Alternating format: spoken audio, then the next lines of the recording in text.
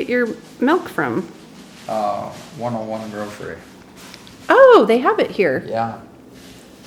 And, yeah, I still drink about a half a gallon a week. Really? Do you think it's helped with like health issues and things, or? Well, when I had my knees replaced, Dr. Brody Wood said that was the hardest bones he's ever sawed into in his life. It made his saw smoke.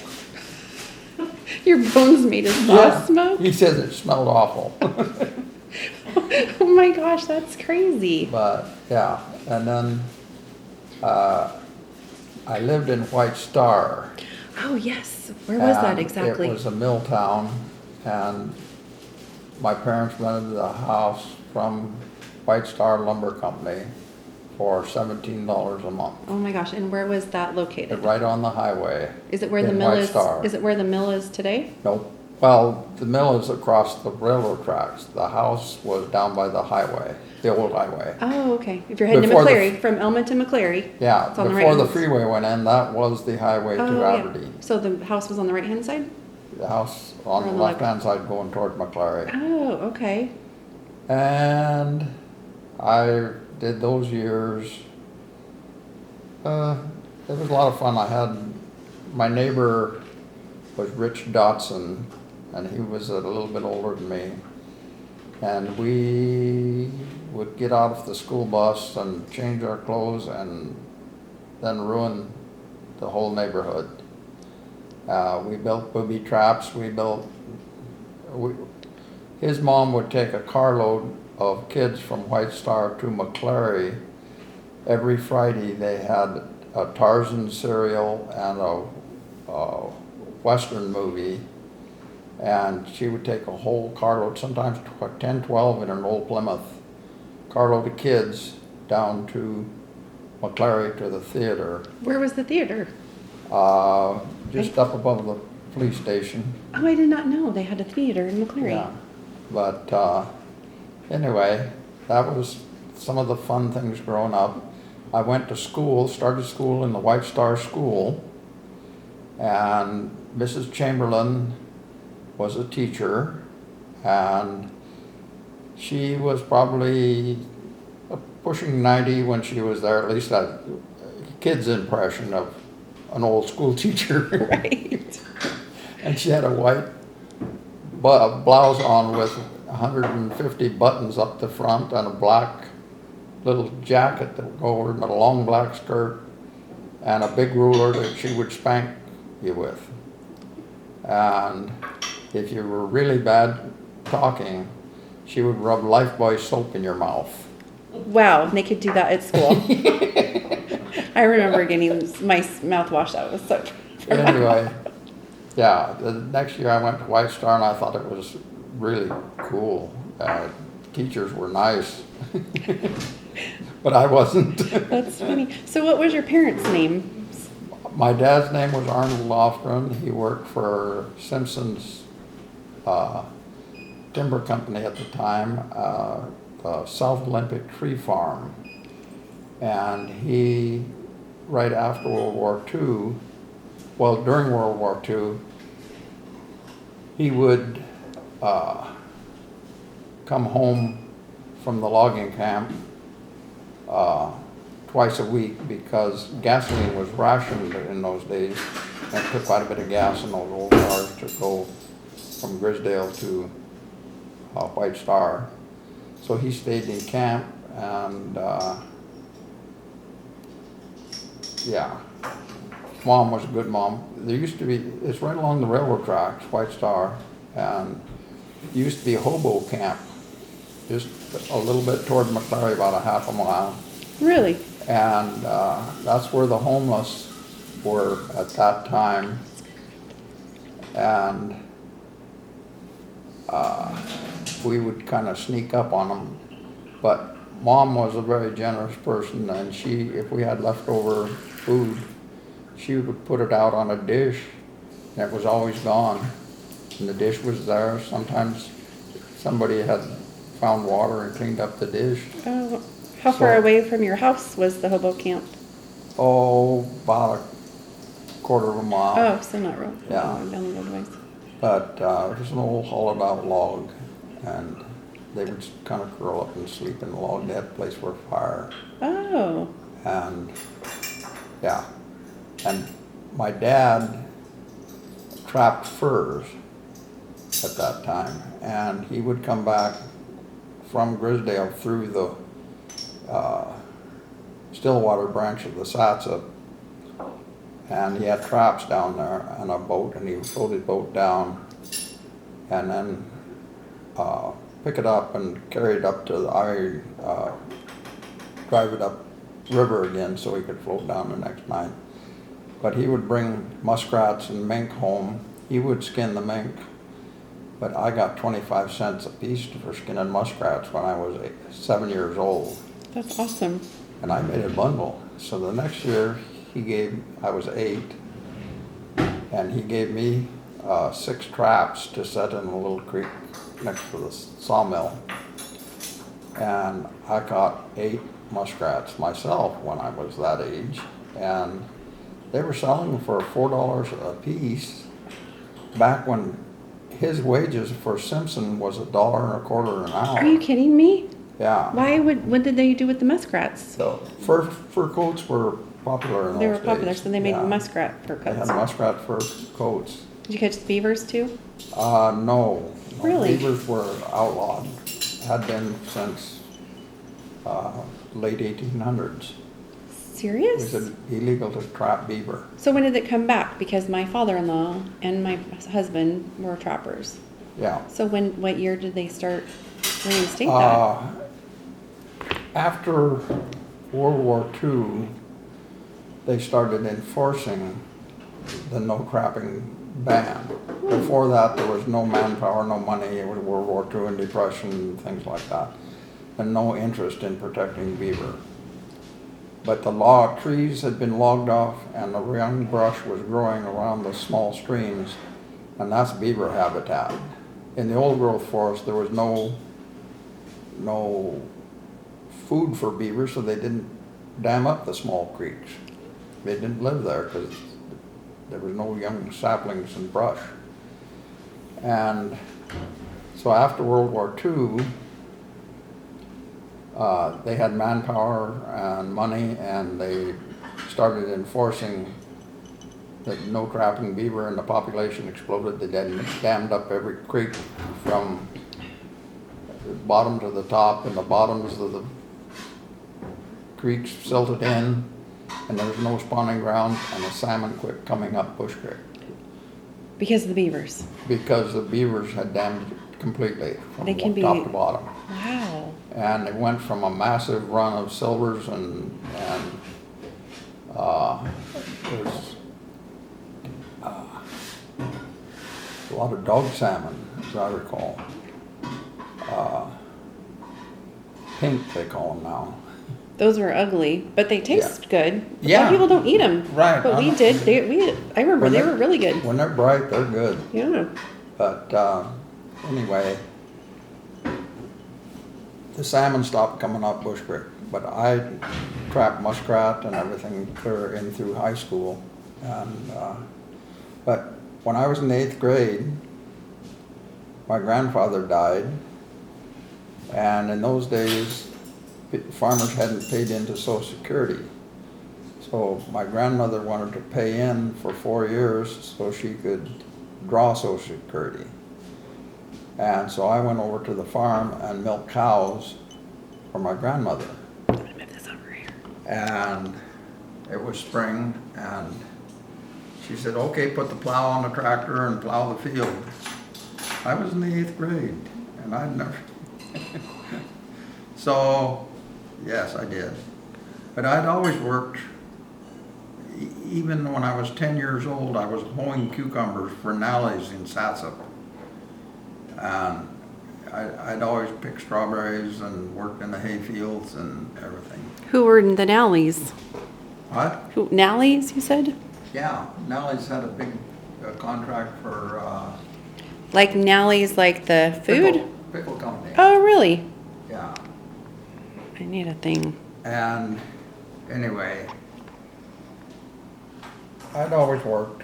So work on the farm was actually just continuous. And did you have siblings? I have a sister and a younger brother. My sister is older, and she was studious and I was not. And that was Carol. Carol That was passed my away. sister. Dan is my little brother. And so went through high school. I got a 4-H project, registered jersey, and she had a calf. And then by the time I graduated, I had 7 registered jerseys. And I was not going to milk cows anymore. And so I sold my cows to Doc Mustard. Oh, yeah. And one of my cows made national champion milk cow that Really? year. Yeah. How did they figure that out? Did they like have cow milking Herd competitions? improvement registration. So, yeah, they measured how much milk they gave daily. Oh, So, anyway, I was pretty proud of that. And he Yeah. was too. that's awesome. Yeah. But anyway, I started college, Grays Harbor, and had no idea at all why I was going, and I got an opportunity to become an apprentice bricklayer, and so I started that for my uncle, Dick Lofgren, a contractor from Aberdeen, and I did that for a couple of years, and did well. I loaned money for my sister to go to college and my cousin to go to college, and I was the banker for the family, I guess. But I had a nice car, but I thought I'd get myself a real chick magnet car. And then I thought better of it and took a trip to Sweden. What'd you do in Sweden? I took enough money, I figured it would last a couple months, but the relatives took me in over there and took me places you wouldn't believe. One of my relatives was a member of parliament, Oh, and so I was a kid from Bush Creek, Washington, and 2 weeks later I'm sitting at the Swedish congressional banquet. The king was there, and the representative from Norrbotten and Västerbotten were there. And, Wow. and a kid from Bush Creek. Oh my goodness. And the only other American there was Walter Reuther, was the head of the AFL-CIO at the What time, was that? labor union Oh. president. How old were you? I was 20, 20 when that happened. Wow. and anyway, they took me further north, and I found out why he wanted me to go with him was he was going to put a new roof on his summer cabin, which just happened to be the cabin my grandmother was born in. Oh my goodness. Cool. So I got to build, help cut the shingles and put the roof on the house my grandmother was born in. Wow. What year was she born? Do you know? Oh, in the 1800s. 1800s sometime, yeah. Yeah. But all 4 of my grandparents came over from Sweden about the same time, about a little after 1900. And my mom's folks met in North Dakota, and my dad's folks knew each other before they immigrated here, and they got married here. They immigrated to Mill City, Oregon before the flood, and had to carry my dad out of the floodwaters from the dam breaking Oh, what dam was that? What in flood? Mill City, Oregon. Oh. If you go through Detroit and that way up to on the pass, you'll go through Mill City. Oh, okay. But anyway, then they worked in my mom's folks worked on the farm for a couple of years, and then went to Washington and started working in sawmills. And my dad's folks went to Mill City, and then to Malone, and then to White Star, and they worked in sawmills. And they worked there till they both bought dairy farms and operated dairy farms during World War II. And that's where I ended up on the dairy farm. Out of Bush Creek. Out of Bush Creek. And let's see, I'm in Sweden now, aren't I? Yes, you're in Sweden, yeah. Okay.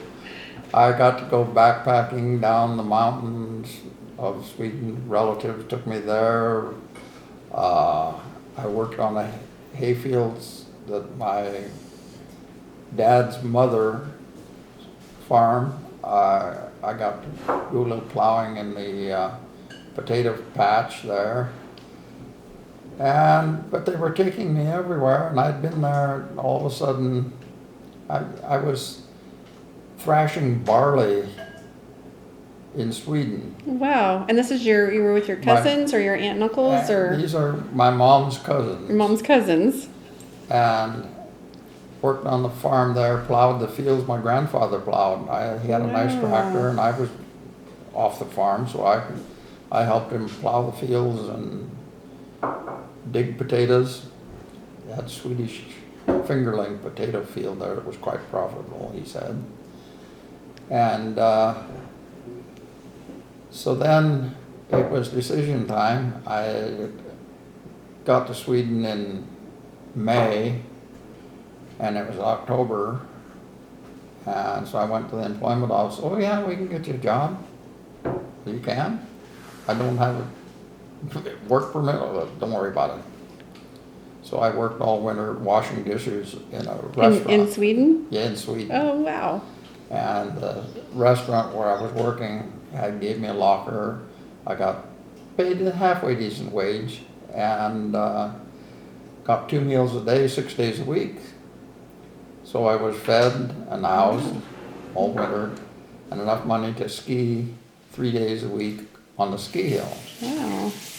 And so then a friend of mine, Wally Metzger, was from the Sats, originally from Hunter's Prairie by Elma, where I went to school with him, but we were in 4-H together. And his folks had moved to the Wainuchi, but he had graduated from college and was teaching school at Frankfurt American Junior High.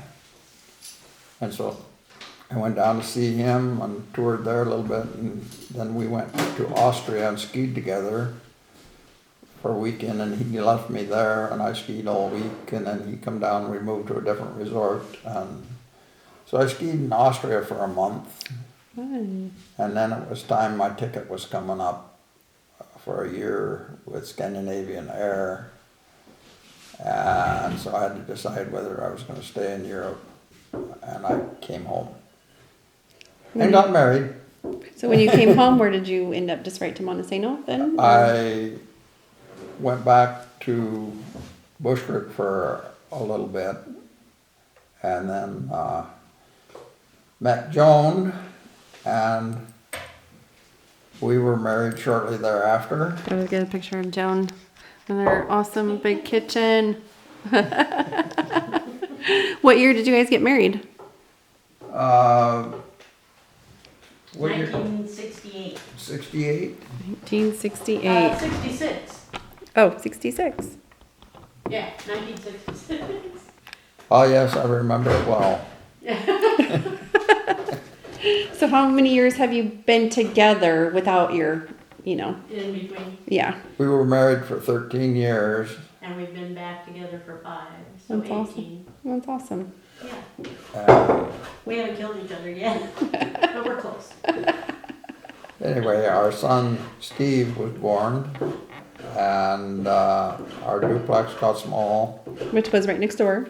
Yeah, we had built a duplex. I was a bricklayer, so it was a brick duplex.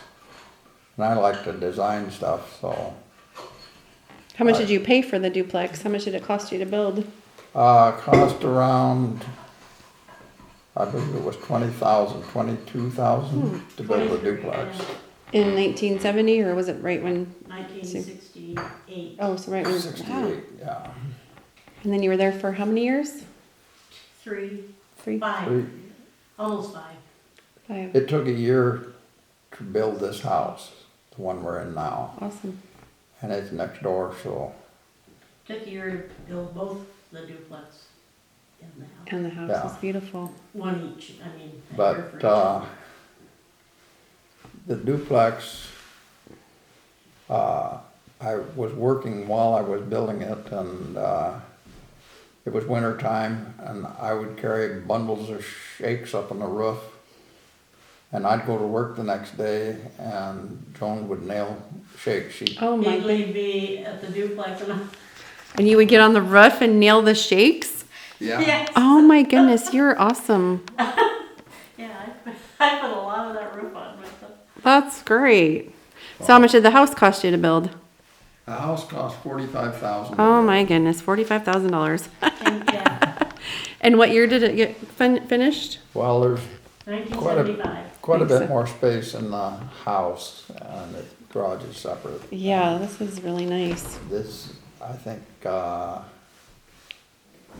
at 25,000 brick in the duplex. I mean, in the house. There's only 5,000 brick in the duplex. Wow, wow. But it's a different design construction, complicated, but Gotcha. anyway. So what year did you retire? Oh, 25 years ago. Wow. What, What was the question? Oh, what year did he retire? Oh, Yep. So I it's, can't recall. yeah. It was a good year. That's awesome. I brought my tools home from the job. Normally, in construction, you work in a house, you get it all done, you pick up, clean up, and pack up your tools and go to the next one. The job was halfway done, and I'm turning 62. And I'm there working, I thought, well, I better get this done so it'll be all ready for tomorrow. And I thought, screw it, I'm not gonna be here tomorrow.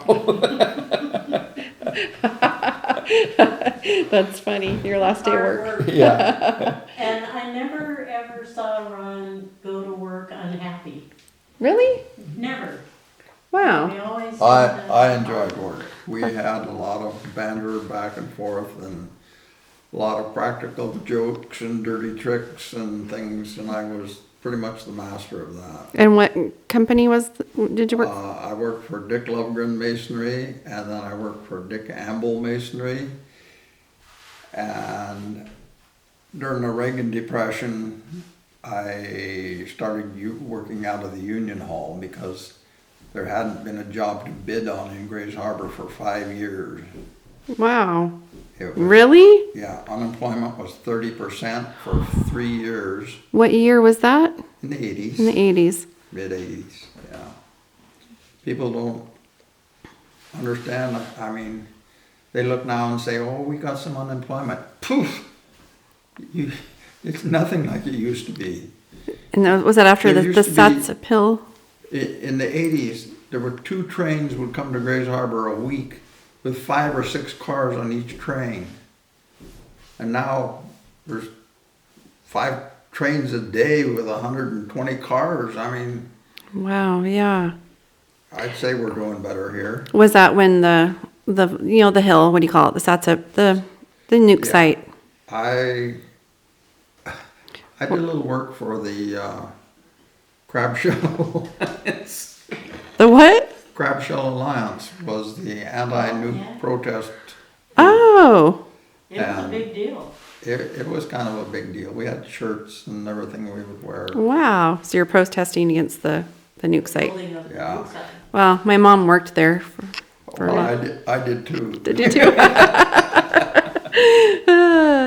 And then when that went, that's what happened, right? When they shut it down, Well, then there was lots of. the cost of money got too high. The interest rate went up to 18%. To build a house, yeah, and to buy. They couldn't borrow money to continue building the nuke site. At 18%, it wasn't economically feasible. Right. And so the whole thing went to you Was it the spotted owl too? When did that happen? That was, The 80s? yeah, in the later 80s, but yeah. There were just too many things going haywire around here. During the late 60s, the salmon had quit coming up the rivers because the beaver had dammed up all the small streams, the spawning streams, and there was no place for them to spawn, and so the salmon dwindled. And then we got Marine Mammal Protection Act, says you can't kill harbor seals, and so the population of harbor seals went from 400 to 10,000. Oh my gosh, and they were eating all the fish, probably? And now there's still 8 to 10,000 out there, and each seal eats 2 or 3 salmon a day. That's more than the allowable catch of all the fisheries Wow. for salmon. Wow. And polar bears are starving to death, and we got food for them down here. All we need to do is find some method to get our harbor seals up to the polar bears. It's a win-win-win situation. Oh, because the polar bears would eat the seals. Yes. So does anybody ever think about doing anything like that? Well, I think PETA would have something to say about that. Who's that? Shooting the seals. Who's PETA? Progressive Animal Welfare Society. Well, you're not shooting them. You're just letting the bears would eat them, right? Well, we're not going to bring the bears down here. You don't want to just ship up can't you just ship the seals to in a catch 'em. boat? Those are. Can't you just have them get in a boat and then you could just drive them up there alive? You have to feed them while you take them up there. Pretty hard to get them onto an ice floe where the bears are. Wow, I've never thought about the seal. I didn't realize there were so many and they're eating all the fish. So. Well, that's the problem. Isn't the spawning? There were a few culverts that were a hazard, but not all of them that were fixing were a hazard. And the beaver, they started allowing trapping again, so the beaver are not quite the problem that they used to be. Right. And yeah, but right now the harbor seals are the issue. There is a solution, and it's when you can feed the poor starving polar bears. Yeah. And if they could harvest 1,000 harbor seals a year Yeah. out of Grays Harbor, Sounds like you got it figured out, Ron. yeah. You got it all figured out. Hey, did you know, I found a newspaper article about in the 60s when the Wainuchi River went dry. Do you guys remember that? Or there's a picture of a truck in the middle of the river and it's gravel. Oh, Yeah. Do you remember? You guys don't remember when that happened? I was not from the Wainuchi. Well, but you'd still hear about it. You were, Back in the 50s, when I was on the farm, there were 574 dairy farms in Grays Harbor County. Wow. And most of the farms were small, very small, between 8 to 16 cows, maybe up to 20. And a large farmer would be one with 40 cows. And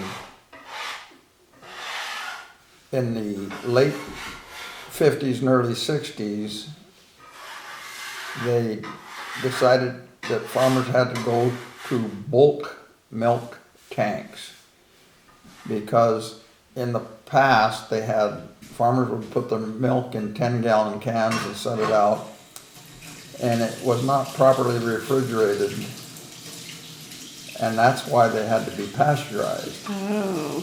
Because the bacteria counts would get up high. So they determined that you had to get bulk milk tanks that could be refrigerated and keep the bacteria count down. And a lot of the farms were too small to afford that kind of changeover, and so they quit. But the price of milk had gone from $5.60 a 100 pounds during World War II down to $3 a pound, a 100 weight. by 1962 or 3. And so cost of tractor